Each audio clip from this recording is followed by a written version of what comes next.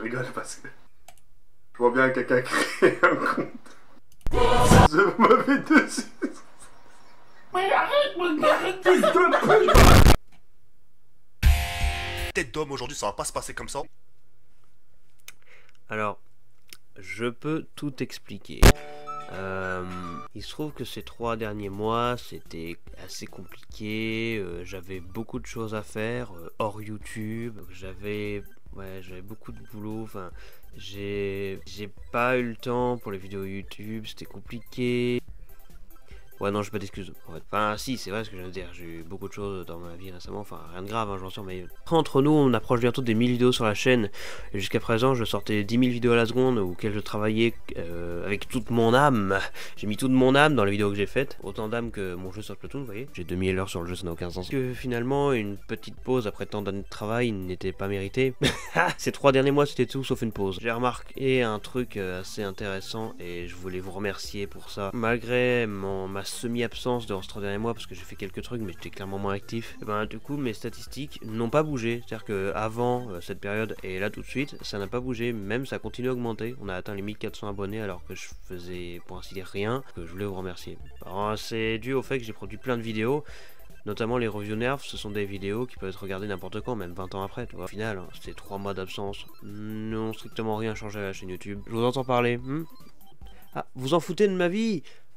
Ah, mais fallait le dire tout de suite alors, merveilleux. Alors je reprends mon rôle de reviewer, et c'est reparti. Ah, magnifique, un blaster ici présent, quoi de mieux pour reprendre les vidéos que ça. Ah.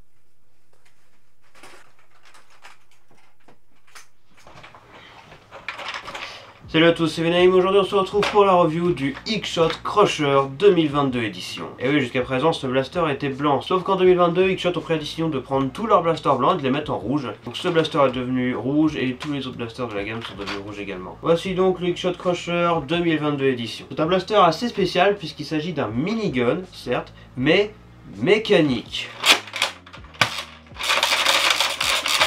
Ça paraît complètement absurde dit comme ça, et pourtant je vous assure que c'est un blaster très intéressant. C'est un minigun mécanique qui possède le slam, qui se rame par le dessus donc, et qui fonctionne avec une chaîne de 35 fléchettes dit Elite, type Elite. Et je la montre comme ça, mais voici les nouvelles boîtes d'Xshot que je trouve très classe. Les espèces de lignes rouges qui sont brillantes en fait sur la boîte, là où le noir est plutôt mat. Pareil pour le logo Xshot, il est mat, sauf la partie bleue qui est brillante. Enfin voilà, c'est une très jolie boîte. D'ailleurs, très grande et surprenante nouvelle de la part d'Xshot, ils sont sur le point de produire une nouvelle gamme. Alors je parle pas de la gamme Insanity qui seront en fait des blasters plus balèzes, plus performants, j'ai pas bien compris, mais il y aura un blaster électrique, le premier blaster électrique d'Xshot qui sera un minigun en plus, le Ragefire. Ils vont aussi se lancer dans le gel blaster, mais ça c'est encore un autre délire. Non, c'est pas ça que je voulais dire. Xshot vont se lancer dans les blasters pro. Regardez ça un peu, n'est-ce pas magnifique? Ça sera un blaster à 140 fps compatible, fléchette élite longue et courte. Encore une fois, quand je dis élite, c'est la taille des fléchettes bien sûr, pas les fléchettes élite qu'on connaît elles-mêmes, bref. Donc ouais, Xshot ont pas fait grand chose ces derniers temps, si ce n'est remettre à jour leur blaster et sortir la gamme skins. Là ils reviennent en force et franchement ils nous préparent des bons gros trucs. Donc présentons sans plus attendre probablement l'un des blasters le plus connu de la marque, le Crusher. Et ça fait longtemps que j'ai pas fait de vidéo, il sera peut-être temps que je règle la caméra. C'est dégueulasse, c'est bleu comme ça. Petit tour de magie. Bien, et quel plaisir de redire cette phrase après 3 mois d'absence, mais c'est parti pour la review.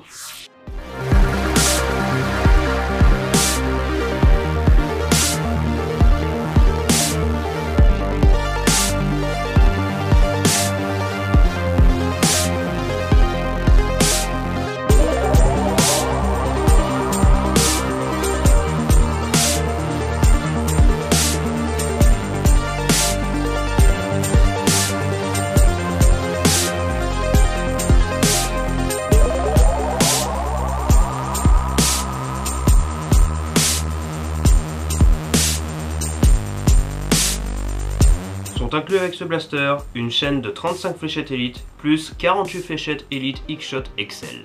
J'ai oublié d'éteindre l'ordinateur, ça va faire un bruit de ventilation dégueulasse en fond de la vidéo. Merde. Oui, la revue du blaster commence par l'avant. Il y a un canon rotatif, c'est la particularité de ce minigun, il possède ce qu'on appelle un système Gatling, c'est-à-dire un canon qui tourne.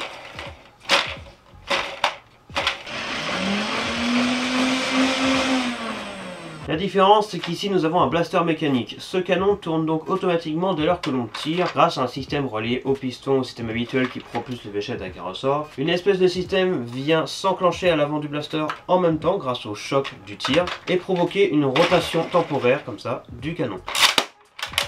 Attention. Dans ce sens. Alors ça paraît sympa comme ça, mais on préférerait que le canon tourne continuellement. C'est pour ça que Xshot vous propose d'utiliser le slam, car d'habitude je le dis bien plus tard dans la vidéo, mais là ça me paraît important, ce blaster possède le slam. Sinon un minigun qui n'aurait pas le slam... Donc si vous faites le slam, vous vous doutez bien que l'effet est bien plus sympathique. En fait, le simple fait de ramener la pompe à l'avant, même si on n'est pas réarmé, fait tourner le canon. C'est donc un système très sympathique, mais qui est purement esthétique, vous vous en doutez. Mais tout de même, notons le style très sympathique de ce canon. Bien sûr, c'est un unique canon au centre. Et notez également que les vis sur ce canon sont situées que d'un côté. Évidemment, comme il tourne, ce ne sera pas toujours du même côté. Et que la partie orange au milieu ne tourne pas, c'est le faux canon, elle reste statique, immobile. C'est vraiment que la partie grise qui tourne, et donc qui frotte finalement sur la partie orange. Sachant qu'à l'intérieur de ce canon, bien sûr, on retrouve le système mécanique classique avec une chaîne qui contient les fléchettes. À l'arrière du blaster, on a la poignée directement, et c'est la plus grosse différence entre ce blaster et son proche cousin de la même gamme, le Omega. Ceci est le Crusher, ceci est l'Omega. Ce ne sont pas les mêmes blasters. La différence avec le Crusher, c'est que l'Omega, lui, a toujours été rouge, que maintenant les deux blasters sont rouge, donc pour les différencier. Mais dites-vous bien que le Omega est une version incomplète, on va dire, du Crusher. Il manque notamment la partie de dessous, même la poignée en elle-même, c'est pas la même. Enfin, l'entièreté du blaster, c'est pas la même. En fait, c'est totalement une nouvelle coque. Le Omega n'a vraiment rien à voir avec le Crusher. Chaque détail est différent. C'est juste que quand on les voit de loin, minigun, mécanique, poignée, canon qui tourne, voilà, on se dit que c'est les mêmes. Mais en fait, non. Ici sur le Crusher, on a une poignée bien complète avec un énorme attache-sangle qui fait effet un peu de gros fil, l'espèce de gros fil qu'on a sur les miniguns Gatling sur le dessous. Sur le badigeonneur sur Splatoon 3, vous voyez, qui s'inspire lui-même d'un minigun. Je cite des références comme ça me fait plaisir. La poignée en elle-même a l'air d'être une simple barre, donc on se dit que ce n'est pas forcément très confortable. Pourtant, elle est bien granuleuse, son angle est très bien. La détente ici présente s'appuie vers l'arrière. Et comme c'est un blaster minigun, on le tient à la hanche, et même s'il est mécanique, étant donné qu'on le réarme sur le dessus, c'est pas nécessairement un problème. Donc poignée très grande, plutôt confortable. Pour ce qui est de la personnalisation et des rails tactiques, on a un rail tactique sur l'avant ici qui ne sert à rien. On a un autre rail tactique sur le dessus ici qui ne sert à rien non plus. Et il y a tout de même deux rails tactiques sur le blaster, on peut féliciter Xshot pour ça, eux qui n'en mettent jamais d'habitude. Notons que le logo Xshot, en parlant de ça, est un autocollant, mais bien qu'il soit présent des deux côtés, c'est quand même un autocollant. Il est un peu fait à l'arrache, là d'ailleurs, on voit des espèces de bulles un peu déchirées là.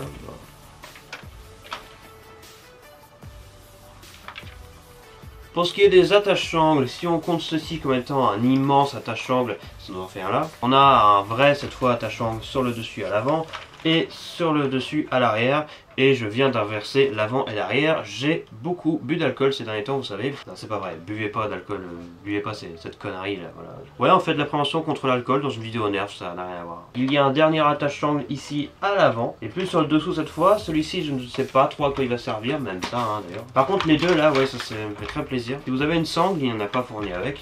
Vous pouvez le porter comme ceci. L'avantage avec ce blaster, c'est que comme il est mécanique, ça a beau être un minigun, il est quand même assez léger. Bon, c'est pas le blaster le plus léger du monde non plus, mais il est quand même bien plus léger que le gros bourrin qui est derrière. Alors, sur ma feuille, il y a écrit organe de visée, mais bon là, on va pas en parler. Hein. Le système de désenraillement. Déjà, il faut connaître comment le blaster fonctionne. C'est donc un blaster mécanique qui se réarme sur le dessus. On ramène en arrière, on ramène en avant.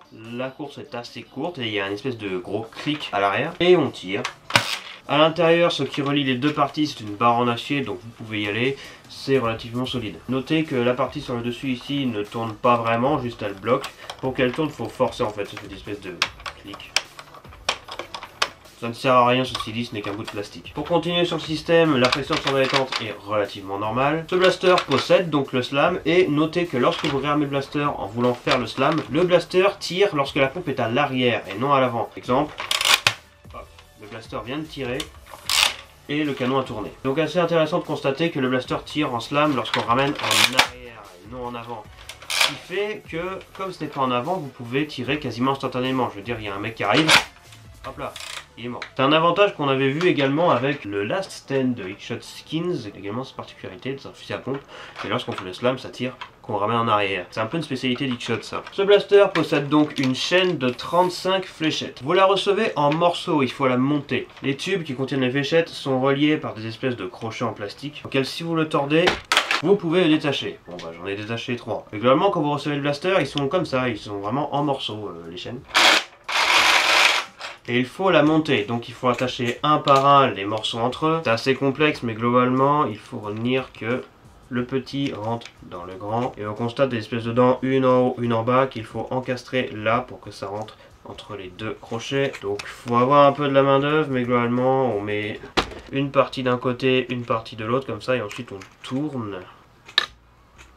Hop là, clic. Une fois que vous avez tout assemblé, ça fait une longue chaîne de 35 fléchettes. Et grosse erreur, ne les attachez pas tout de suite comme ça. Lors du montage, il faut savoir que le blaster possède un système bien particulier pour pouvoir faire tenir les chaînes en place. Déjà, les chaînes tournent grâce à une espèce de système d'engrenage qui les fait tourner lorsqu'on réarme le blaster. Puis elles sont maintenues en place également par cette grosse pièce. Sauf que dès lors que vous essayez de mettre la chaîne, ça bloque. Le système d'engrenage est vraiment fixe, il ne bouge pas. Et c'est normal car ce blaster possède un système particulier. Vous avez ici à l'avant une espèce de pompe, vous appuyez sur le bouton et vous ramenez à l'avant, ce qui débloque en fait le système. Là il est complètement libre. Et comme il est libre et qu'il bouge dans tous les sens, que ce soit vers la gauche ou vers la droite, peu importe, c'est à ce moment-là que vous pouvez mettre la chaîne. Dans le bon sens bien sûr, trouve vers l'avant. Vous pouvez encastrer la chaîne en faisant attention que l'extrémité sur le haut de la chaîne, on voit que c'est plus large là ici, passe bien à l'arrière de la cale ici. Et si tout se passe bien, la chaîne va rentrer toute seule sans poser de problème. Alors comme elle est un peu lourde la chaîne, je vous conseille de la rentrer un minimum quand même, que ça sorte bien de l'autre côté. Avant de verrouiller le tout, car là vraiment la chaîne est libre. Vous n'avez plus qu'à reclipser la pompe et hop, ça y est. La chaîne est prête. Il faut attacher la chaîne.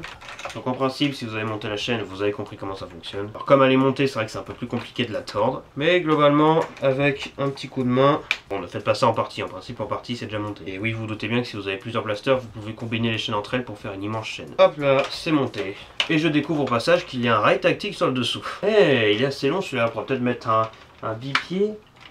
Par exemple, vu qu'il y a la chaîne en dessous et qu'elle ne se tord pas. Pour mettre les véchettes à l'intérieur, on réitère l'opération. On appuie sur le bouton, on déclipse. Et la chaîne est libre. Voilà pour ce qui est du système global du blaster. J'espère que je ne vous ai pas perdu. Le blaster est fourni avec 48 fléchettes X-Shot classiques, les XL qui s'appellent ça. Fléchettes Elite X-Shot. Alors pourquoi 48 fléchettes alors qu'on en met 35 là-dedans? X-Shot. Tire jusqu'à 27 mètres, lol la blague. Et bien sûr, on notera l'esthétique franchement superbe du blaster qui est d'une bonne taille. Il n'est pas gigantesque non plus, mais il est quand même déjà bien plus gros qu'un Darzone V-Twin par exemple. Type de comparaison avec un blaster récent. Hop là. Eh, dis donc, c'est plutôt sympa ça. Le Moto Blitz, un fusil d'assaut Nerf Elite qui est plus petit, hein, parce qu'on a un minigun, ça faut pas déconner. Ça fait à peu près le même poids d'ailleurs. Bien, je pense qu'on a fait le tour du X-Shot Crusher. C'est tout pour la review du blaster. Maintenant, le test de tir. Fléchette X-Shot XL.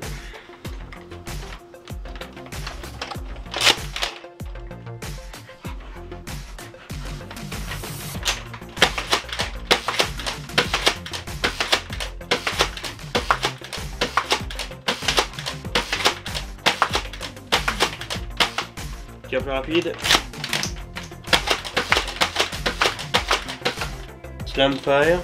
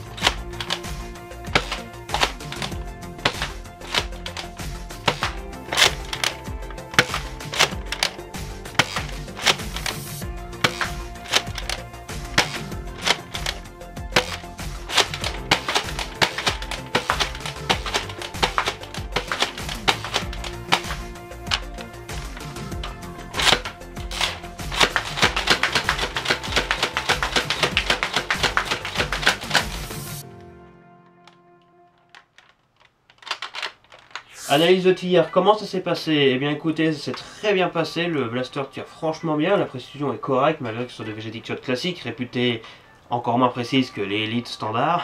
Bon, en même temps je tire à 5 mètres. Évidemment je ne montre pas en vidéo, sinon elle ferait 2 heures, ce serait beaucoup trop de boulot. Et pour ce qui est de la portée, donc, par exemple ça tire relativement loin, la portée est très bonne, surtout que comme on tire vraiment à la hanche, eh bien on a plus tendance à tirer en cloche et donc le blaster tire relativement loin, on peut atteindre les 20 mètres avec, c'est possible. Malgré le fait que sur des fléchettes X-Shot XL ça tire quand même relativement droit, ce qui est assez intéressant. Je voudrais dire qu'avec des Waffle Dart par exemple la précision serait excellente. Également le blaster en lui-même plutôt confortable, je n'ai rencontré aucun problème de fonctionnement avec. Pour comparer ce blaster aux autres, je l'ai bien sûr passé au chronographe et on atteint la puissance moyenne de 72 fps. 72 fps, je vous cache pas, je m'attendais à un peu plus, mais ça reste quand même de très bonnes performances et il peut monter plus haut. Le plus haut que j'ai eu c'était 75 fps, 72 c'est une moyenne, donc bonne performance. Voilà toutes les informations que je peux fournir sur ce blaster. Maintenant, conclusion.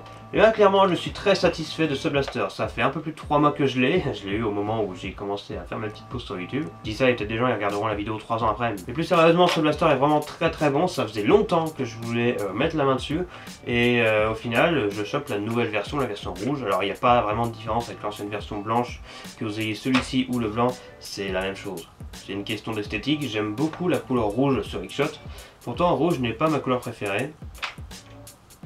Mes couleurs préférées c'est le bleu et le jaune, vous le savez, mais mine de rien je me rends compte maintenant, bien que je n'ai pas spécialement de relation avec la couleur rouge, je me rends compte qu'elle m'entoure vachement quand même. J'aime beaucoup quand même la couleur rouge sur ce blaster, je trouve que le rouge c'est une couleur qu'on voit pas assez sur les blasters, enfin c'est ce que je disais souvent jusqu'à présent. Je me plaignais que ouais le rouge c'est quand même une couleur sympa, on la voit pas assez sur les blasters, et comme par hasard depuis que je dis ça, il y a plein de blasters rouges qui sortent. C'est marrant hein. Bref, je trouve que pour un minigun, c'est plutôt très original d'avoir voulu faire un mécanique, et on peut reconnaître ça de la part d'X-Shot, ils ont réussi, hein. Clairement pour un minigun mécanique, au début on se dit c'est absurde, ça n'a aucun sens, ce minigun c'est électrique. Pourtant ils l'ont fait, ça fonctionne très bien, excellent blaster, le slam peut s'enchaîner très vite. Et on peut faire partir les 35 fléchettes assez rapidement. Après comme le blaster est mécanique, ça revient un peu moins cher à produire du coup. Le blaster je l'ai eu pour 35 €, ce qui est un très bon prix pour quelque chose comme ça, laissez-moi vous le dire. Il est franchement excellent et de toute façon je pense que vous n'avez pas besoin de moi pour savoir à quel point ce blaster est franchement très bon. Je pense que vous en avez eu la bonne démonstration dans cette vidéo. Évidemment à modifier, ça doit être une bombe atomique, n'hésitez pas à aller voir EBM, il me semble qu'il l'a modifié celui-là. Le X-Shot Crusher n'est finalement que le premier blaster, premier gros blaster 2023 que je présente. Si on compte pas le début d'année, hein, le Trailblazer à la base par exemple c'était un blaster 2022, enfin bref. Plein de vidéos arrivent sur cette chaîne YouTube et vous inquiétez pas, cet été, ça va être la fête. Donc, blague mise à part, j'espère avoir fourni suffisamment d'informations pour vous faire prendre une décision sur si vous allez acheter le blaster ou non. Il y a tellement de gens qui l'achètent qu'il est régulièrement en rupture de stock, mais je vais quand même essayer de vous choper un lien que je mettrai dans la description de cette vidéo. N'hésitez pas à aller voir si ce blaster vous intéresse. J'ai pas du tout formulé la phrase comme d'habitude, mais c'est pas grave. Merci à tous d'avoir regardé cette vidéo, j'espère qu'elle vous a plu malgré le blabla incessant du début. Si c'est le cas, n'hésitez pas à vous abonner et à liker si ça vous chante. Je vous dis à la prochaine pour une future vidéo de nerf ou d'autres choses. C'était l'amiral VMCZ. Vous m'aviez manqué.